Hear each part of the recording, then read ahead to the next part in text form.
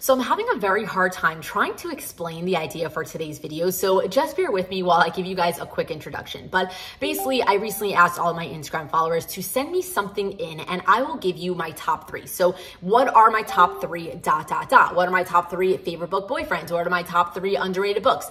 Things along those lines. And I also let some people give in things like 3 of something and then I will rank them for you. Like, what are my 3 favorite Throne of Glass characters or something along those lines? And basically today I will be responding to all of them. And happens to be, full disclosure, I did go through the responses already and I already chose my answers because I was very worried that if I did this like right off the bat, then like I was just gonna say something stupid and like not really like think too deeply into it. And then after the fact, I would have been upset that I didn't think of this and I didn't think of that. And I instead said this like very random thing. So I decided to choose the ones that I wanted to go through and then already choose what I was going to respond to them. So because I did that, I already know that I'm going to be breaking my own rule a little bit, because not everything I was able to choose just 3 for, and some things I don't even know if I even came up with 3, things along those lines. But you know, I made the rules, therefore I can break them. And also I apologize in advance, but this is going to be a little bit of like basic answers because at the end of the day, you're asking me for like my top 3 of something. So those are going to be answers that I respond all the time about. Like, you know, obviously if you're gonna ask me my favorite something, it might be Throne of Glass, or it might be Akhtar, or it might be things that I have spoken about very often on my channel before. But at the end of the day, I didn't think too clearly as to like, you know, what people were going to ask for me to respond to. And then once I got the responses, I basically realized that like all this is very basic things, because at the end of the day, I like what I like and those don't change often. So with that said, let's just jump straight into the video. I did decide that I wanted to go through a couple of the like, let's rank 3 of something first. So we're going to go through a few of those very quickly and then we'll get into like the basic ones, like book boyfriends, things along those lines. But either way, first up, someone did say Rowan, Rysand, and Hunt, and I did them in that order, except I am equaling out Rowan and Rysand because those are the 3 main people, like the main guys from the Sarah J. Maas universe. And without a doubt, Rowan and Rysand, I like them both equally for different reasons at different times. And it's really hard to choose like overall which one do I like more. And I do feel like Rysand is winning slightly because like when I just think about them like randomly, I feel like I just love Rysand more, but I love Throne of Glass more. And there are some moments in Throne of Glass that I absolutely love Rowan over versus like, you know, Rysand overall. Like I love Rysand in A Court of Mist and Fury, but like Rowan, I love him in Heir of Fire. I love him in Queen of Shadows. I love him in Empire of Storms. I even like him a lot in Kingdom of Ash, even though if you were specifically talking about Kingdom of Ash, you would get Rowan in A Court of Mist and Fury over Kingdom of Ash. So you see my dilemma where this can be a 20-minute conversation. So more or less, I'm equaling out Rowan and Rysand, even though kind of Rysand might win sometimes, but then Rowan might win sometimes. You see how this can circle forever? Rowan and Rysand are equal, and then Hunt is like way down at the bottom. He does not even compare in comparison to those 3. So yeah, that is my ranking for the 3 main Sarah J. Maas men. But either way, after that, someone said Aileen, Feyre, and Bryce. Those are the 3 women from the Sarah J. Maas universe, and without a doubt, I'm doing them in that order as well. Aileen is my #1 favorite, then goes Feyre, and then goes Bryce, because I have said multiple times I'm not a big fan of the Crescent City universe, so Bryce is like way down there. And then I feel very medium towards Feyre. Like I like her, but like at the end of the day, like Aileen is so much better in my head that like Feyre doesn't really compare. Like I like the Akhtar series for Rysand, and honestly like for the other Bat Boys and like all of the side characters, like Feyre is very like mediocre to me. So without a doubt, that is my ranking for the Sarah J. Maas woman. But either way, after that, someone also asked for the Bat Boys. So that's Rysand, Azriel, and then Cassian. And again, I'm doing them in that order. Rysand, I do love the most, even though I really do like Azriel a lot. And I do think that over time, once we eventually get his book, he might win over Rysand. Like I can see him being absolutely amazing and being my favorite, like, you know, in the future. But at the moment, from what we have of him at this very time that I'm making this video and his book is not yet out, he is going to be second to Rysand, because at the end of the day, like, what does he have? Like 10 freaking sentences? Like, I don't know that much about him, but I'm very intrigued by him. So he's going to come up at #2, and then Cassian is my 3rd one. I like Cassian. I don't really have like an issue with him, but he's not my type of guy. Like, I'm not into the jokesters. Like Nessa and Cassian are not like my favorite Sarah J. Maas couple. Like, they're just not my type of people. So he is definitely going to be going at the last of the Bat Boys for me. But anyway, after that, people asked for the 3 girls in the Addicted/Calloway Sister series. So Lily, Daisy, and Rose. And again, in that order because I'm reading it off the way that I wrote it. But either way, Lily Calloway is my favorite, and then happens to be equal that to Lo. So really, it's like, what are my three favorite Addicted/Calloway Sister couples? And that is going to be Lily and Lo, Daisy and Reich, and then Connor and Rose, because I actually like all three girls equally to all three guys. Like, not one guy wins over one of the girls. Like, I like them as couples, and I like them both the most, if that makes sense. So anyway, that is my order for the Addicted/Calloway Sister couples. And after that, lastly, one thing that someone asked was Dom, Tobias, and Sean. And those are the three men from the Ravenhood series and by like Kate Stewart. And my order for that is Dom, Tobias, and then Sean. And I feel like I did it that way. I was very much like, oh, should I do Tobias first or should I do Dom first? And then I remembered that like there was a lot of things in Exodus that I really did not like, especially in the second half of the book. And that is my reasoning for choosing this order. So I'm not going to give away any spoilers, but basically I do like Dom the most overall, and then I like Tobias, and then I like Sean. So that is all of the threes that I'm going to be ranking for you. And now we'll get into all of the random things that people ask me to give a top 3 for. So first up, someone asked for book boyfriends, and this was very easy for me to do because at the end of the day, I love like almost every guy that I read about, but a lot of them are like, I love them in passing. It's like I read their book, I really like them, but they don't necessarily like stay with me forever. Like I'm not necessarily thinking about them all the time. So I came up with this list based off of people that like kind of settled with me. And it's like, when I really think about it and I stare at all of my books, like these are the ones that for some reason, they just popped out to me. So first up, I have Lauren and Reich from the Addicted/Calloway Sister series. And here is where I'm stretching my, pick only 3 rule sort of thing because I made the rules and I can do what I want. But basically, Lauren and Reich from that series is going to be my favorite book boyfriend. And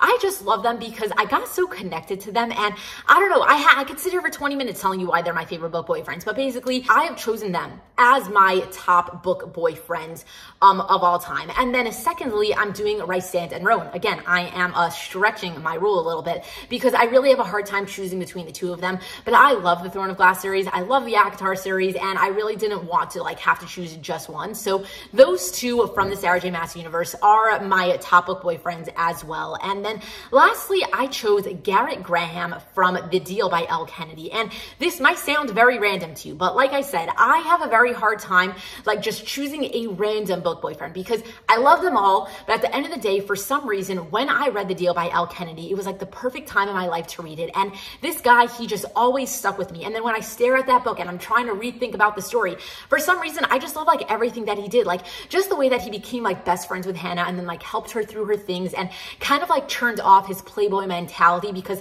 he fell so freaking hard for her. And like the thing that he did at the end, I don't know if this is a spoiler, but remember like, at the end when it's like, they were having a little bit of thing at the moment and then all of a sudden he made like, a campus-wide ban on her. I was just like, oh my God, that was amazing. So it's like every time that I think about like, that book as a whole, I really just love everything about that guy. So I have chosen to put him as my 3rd favorite book boyfriend. But yeah, that is that. Anyway, next up, someone asked for my favorite book girlfriends, and I have chosen Lily Calloway, mostly because I just loved her. Like there was something about her that like, I don't necessarily like relate to everything that she was going through, but at the end of the day, like I loved her personality. And it's like every time that she was on screen, for some reason, I was just like fully invested. I'm like, I want to see every single scene with her. Like I was always interested to see like what she was doing. And therefore I've decided to put her as a favorite book girlfriend. And then also Aileen from, the Throne of Glass series. I really did love her as well because she is probably one of like the most badass characters that I've read that I really enjoyed. And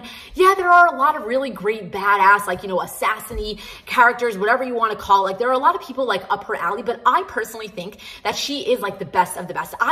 She was one of the first ones that I came across like that were along those lines of type of characters. And no one has ever topped her for me. So she is going to be my favorite book girlfriend. And even though I think that she is way too cool for me to be her best friend, I would like want to emulate her of sorts. Like if I was living in a fantasy world, I would want to be her, and that is all that matters. So that is that. And then lastly, I've chosen Daisy from, you know, the Addicted / Calloway sister universe, Daisy Calloway. And I've chosen her because I think that she would be a lot of fun. I think that she would be someone who kind of pulled me out of my box, if that makes sense. Like, she's so like outgoing and different and like happy all the time. And I feel like, you know, if I needed a friend, she would be a really good opposite of me that would really get me out of my comfort zone. And I feel like we would be one of those like opposite attract best friends. So I'm choosing her as my favorite book girlfriend. So those aren't necessarily like in order. Like, I didn't necessarily choose like Lily as my number one, but all three of those all together are the top 3 book girlfriends that I really love reading about. So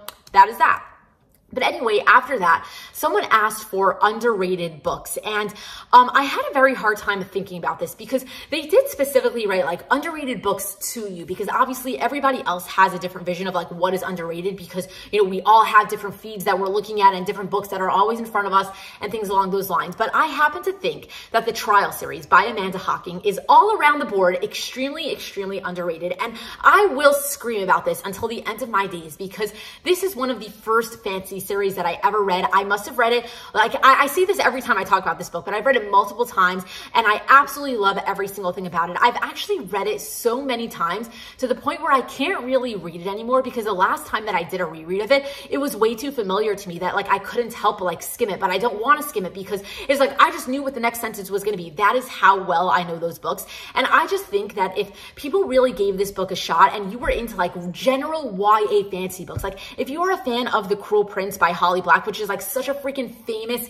you know, well-known book, then you would love this series so much more, because it's kind of got the same vibes to it. It's got the political aspect. It's got like very interesting magic system and worlds and everything along those lines, but it's got better romances. And everybody is looking for a fantasy romance. And this is literally one of my top favorite fantasy romances. So I cannot scream it enough, but it is probably the most underrated book I have ever come across. So that is that. And then not even in comparison, but still very underrated is, for me at least, the Tales from the Shadowhunter Academy and then Ghosts from the Shadow Market. And this is 2 books from a very, very popular series. So yes, they are very popular in general, but I do think when people talk about like, you know, the Shadowhunter world in general, they don't necessarily always talk about these 2 books. And I think that for the universe, these 2 books are extremely underrated, because they are some of my favorite books from the entire universe, even though they are to just like a bunch of short stories. They're 2 books that are a collection of short stories.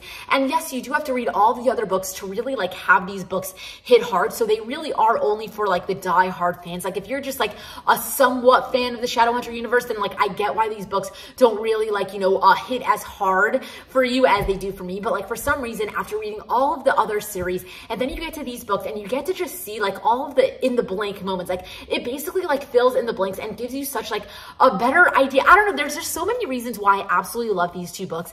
And I do feel like they're very underrated, because like if you ask someone like, what is your favorite Shadowhunter book? I don't feel like they would like right off the bat say these 2 books. And for me, these are my 2 favorite Shadowhunter books. So yeah, I do feel like these are somewhat underrated. And then I really couldn't really think of like, you know, a third one. So I'm going to use my veto. What is it? Veto? I plead the fifth, or whatever it is. I'm breaking my rules again and only giving you 2 underrated books instead of 3. But that is that. Well, actually, I didn't really do that, because Tales from the Shadowhunter Academy and then Ghosts from the Shadow Market are technically 2 books. So yeah, I've given you 3. Let's move on. Anyway, next up, someone asked for books that made me cry. And I'm going to say right now, I don't cry in books. Even when a book really, really hurts me and it's like, I should be crying. Instead, I kind of just get a lot of anxiety. I start to like not really feel good, but I don't actually like shed tears. Like for some odd reason, I can't actually like bawl my eyes out over a book. But instead, I will give you 3 books that really made me feel sick to my stomach and I just wanted to like throw up from. And those 3 books are Long Way Down, Assassin's Blade, and then Exodus. And I'm not going to get into any details because, you know, I don't want to give away any spoilers, but if you've read any of these books, then you already know what I'm talking about. And for multiple reasons in these books, basically, they just broke my heart. So yeah, these are the 3 books that made me cry. But anyway, after that, actually not even someone, a couple of people had asked for my top 3 Mariana Zapata books. And I'm going to, you know, give myself a little boost here and say that you should check the link that I'll have in the description below, because I very recently did make a video about this, about everything you need to know about all of the Mariana Zapata books. And in that video, I did mention my top 3. So if you were very interested in this answer, then go and watch that video. But anyway, after that, we are going to get into the top 3 books from the Addicted/Calloway universe. And I have only read the, original Addicted/Calloway sister series. I have never read the Like Us series. So we're not talking about those books. We're just talking about the first 10. But either way, my top 3 from those 10 books is Addicted After All, which is Lillian Lowe's last book, then Hot House Flower, which is Daisy and Reich's first book, and then Some Kinds of Perfect, which is the last book / the epilogue, very long book that they had made all the way at the end. So yeah, I'm not really going to go into explanations for those, but those are my top 3 in order of my favorite Addicted/Calloway sister books. But anyway, after that, someone asked for my favorite tropes. And the thing is that I like a lot of tropes for very different reasons. If a trope is done very well, I'm going to absolutely love it. So I tried to think of things that like almost always work for me. And I came up with a few. So first off the bat is Grumpy Sunshine, because I feel like I relate to that so freaking much because I am a grump. My husband is a sunshine. And anytime I see a grumpy character, whether it's the man or it's the woman, I feel like I just absolutely love them. And I love seeing the dynamics of it. So I feel like no matter what, if you tell me that something is a Grumpy Sunshine, I'm already excited to read the book and see the dynamics that they're going to like pull from that type of trope. So Grumpy Sunshine, I feel like is my top of the top. And then next up is Slow Burn. And I don't know if this is necessarily a trope, but like I said, I want to stay away from tropes because I can't necessarily say like fake dating, enemies, lovers, because there are sometimes that those work for me, sometimes that they don't. So I feel like when I'm looking for a book, I love a good slow burn. I love a good buildup. I love a good plot development, relationship development, things along those lines. And if you tell me something is a slow burn, I am very excited for it. So those are literally like my top 2. And then I did have a hard time thinking of like a third. So instead, I'm going to be giving you 3 more that I think are very high up on the list, but I wouldn't necessarily say are like not like literally my top 3. They're just 3 that like I feel like I enjoy a lot, like very often sort of thing. But either way, angst and tension, which again is not something that is necessarily a trope, but I'm going to, say it anyway. And that is mostly because I feel like sometimes you don't necessarily get angst and tension in a book. Like you could have a really amazing romance, but there isn't necessarily like really good angst and tension. And when there is good angst, good tension, even good pining, I really love those ideas in the story. Like I love seeing it just like jumping off the page, if that makes sense. So I really like seeing that. And then also forced proximity. And my reasoning for this is because when I started reading romances, I really did start with a lot of like contemporary romances where, there are other things going on other than the romance in the books. And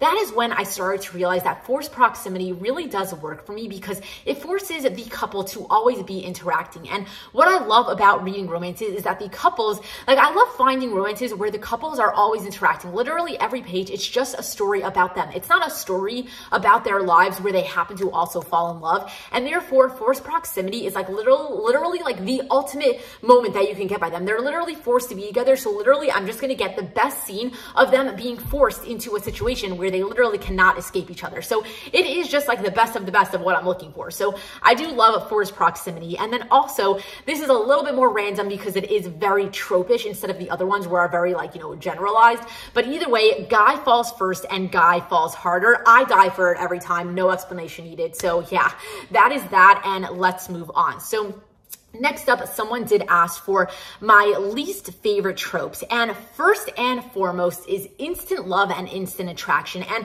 what I'm actually so upset about this for is because it used to not bother me. I used to not realize when a book had instant love or well, I did always realize instant love, and that always bothered me right from the beginning. But instant attraction used to not like, process in my head, because I remember reading some books and recommending some books, and then people would be like, oh yeah, I really liked the story, but it was instant attraction. I would be like, really? I didn't even notice that. And then after a couple of people started getting back to me like with critiques about that, like, oh, I really liked it, but it was instant attraction, I basically started to notice instant attraction more in books. And now I can't turn that like thing off in my head. Like the second I see instant attraction, all of a sudden I'm like icked out. All of a sudden I'm like, oh, why did it have to be that way? And now I can't stand it. So it has slowly become something that I absolutely cannot stand in books. And really, if I see that at the beginning of a story, usually it really turns me off right away. So that is going to be my #1 least favorite thing to see in books. And then also, I do not like second chance romances. And I feel like this is something that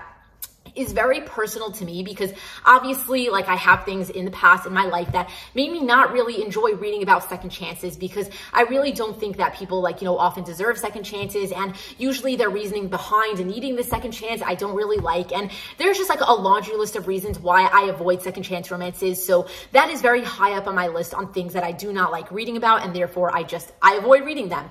And then on top of that, I also am not a fan of accidental pregnancies, which is very well known if you follow me a lot, because I say this all the time. So I'm not really going to go into too much detail as to why I don't enjoy accidental pregnancies. But if I end up getting into a book and then 50% in there's an accidental pregnancy, there is like a 60-40 chance that I'll end up DNFing it. So that is that. And then lastly, I'm going to give you one more, even though I know that this was supposed to be top 3 and this is a 4th, but miscommunication. I am really not a fan of miscommunication. And again, this is something that I had noticed over time, that like right at the beginning of me starting to read, I didn't really notice that that is why it was bothering me. Like, I never really liked the circumstances around miscommunication, but it was never something that really got to me. And then as I read more and more, I realized that I'm like, oh, miscommunication, that is why these moments are bothering me in books. And over time, it has become something that really is on the top of my list, that like when I see it, I'm going to complain about it every single time. So that is that. But anyway, after that, someone asked for my most hated and disliked books. And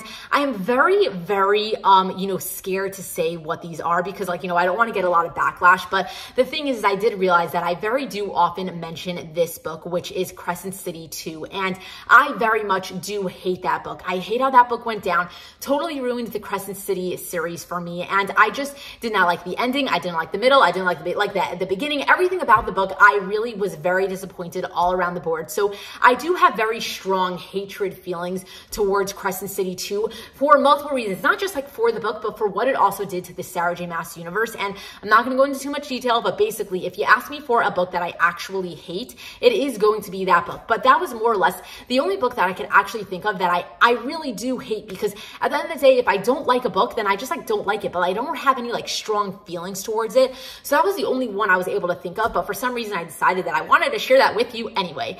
But either way, after that, I feel like I have been sitting here for a while, so let's just do one more, even though I had planned to say, like, to share with you a couple of others. But we're just going to jump to the last one that I really wanted to share with you, because I thought that it was something that was very hard for me to think of, and I did take a lot of time to think about this answer, and therefore I'm going to share it with you before I say goodbye. But either way, someone asked me for my favorite quotes from books, and I did have a very hard time thinking about these, because I don't personally annotate books. If I see a good quote, I usually just like read it 3 times and then pass over it. And then over time, I will forget that it existed, until maybe I'll see like a reel or a TikTok about it. And then I'll be like, oh my God, I remember that moment and I really loved it. But there are some quotes that, like, if I had to like stare at a book and think about it, like, I remember some moments, and therefore some quotes do pop out at me. So I do have a couple to share with you. And first off is going to be one that Maxim had said in the last book in the Selection series by Kara Cass, and that was, break my heart, break it 1,000 times if you like. It was only ever yours to break anyway. And why I love that quote is because the Selection series was one of the first books that I had ever read when I got back into reading. Like, it was literally probably like the 2nd or 3rd series that I had read when I started my reading journey again as an adult. And even though I liked this series in the moment, even though it gave me a lot of anxiety, like, I had very mixed feelings towards it, but in the moment that I was reading it, I was literally like addicted to it. I just like flew through it in literally like a day and a half. I read all 3 books. I just did not put it down. And I just remember when that moment came on, like, I literally read it like probably 10 times. Like, I just reread that scene over and over, because that quote just like hit me super hard. And like, when I saw someone ask like, what is your favorite quote from a book, this one actually automatically came into my head. I'm like, oh my God, I have to find the break my heart 1,000 times quote. And then I looked it up and I found it. And that is why I wanted to share it with you. So even though it might not be like my favorite series of all time, I really, really, really do love that quote. And when I read it, it literally hit so freaking hard. So it always just has like a special place in my heart. But either way, after that, I have a quote to share. I have a quote to share for you. I have a quote to share with you. I have a quote to share with you from Throne of Glass that Rowan had said in, I believe, Queen of Shadows. And that quote was, I spent centuries wandering the world, from empires to kingdoms to wastelands, never settling, never stopping, not for one moment. I was always looking towards the horizon, always wondering what waited across the next ocean, over the next mountain. But I think that whole time, all those centuries, I was just looking for you. And oh my God, like even just rereading that without rereading the whole book makes me want to like tear up, even though I don't even cry, you know? So like that is how much that quote means to me, because I just remember the first time that I read this series, like 2 years ago or so, when I read that, I was just like, I even remember where on the page it was. It was at the bottom left of a page. That is how memorable that quote was for me. Like it was somewhere in the middle of the book, like maybe closer to the end, but kind of in the middle. And I'm pretty sure it started on the bottom left and maybe like finished on the top right, or it was just all on the bottom left. But it was one of my favorite quotes that I've ever read. So that is that. And then lastly, I wanted to share with you one from Lo from Addicted After All. And that quote is, the parts of me that I love the most are the parts that belong to her. And I know that that is a very like short, nothing quote, but I just remember reading that. I was just like, oh, I freaking love Lo. Like he's the reason why he's one of my favorite book boyfriends of all time. And I just really liked seeing that. And honestly, I was really trying to pick a quote from the Addicted / Calloway Sister series. And I'm like, what is going to be my favorite quote? And I looked through quotes and quotes and quotes, and I'm like, what is my favorite? And there were so many that were so good, but for some reason, every time that this one kept coming up, I'm like, you know what? It's so small, but it's so classic and it hits so hard. So that is the last quote that I'm going to share with you. That is the last one that I'm going to be going through from your responses. So I know that we've been here for a while, but I do hope that you enjoyed all of my responses to everything that you guys sent in. So thank you so much for taking the time to watch this video. I really do appreciate it. And if you have anything further that you wanted to comment on what I said, feel free to leave me a comment down below, because I'd love to continue the conversation there. So with that said, I'm going to say goodbye. So if you enjoy this video, give it a thumbs up, subscribe to my channel if you're not already subscribed. And again, thank you so much for taking the time to watch my video. And with that said, until next time, enjoy reading.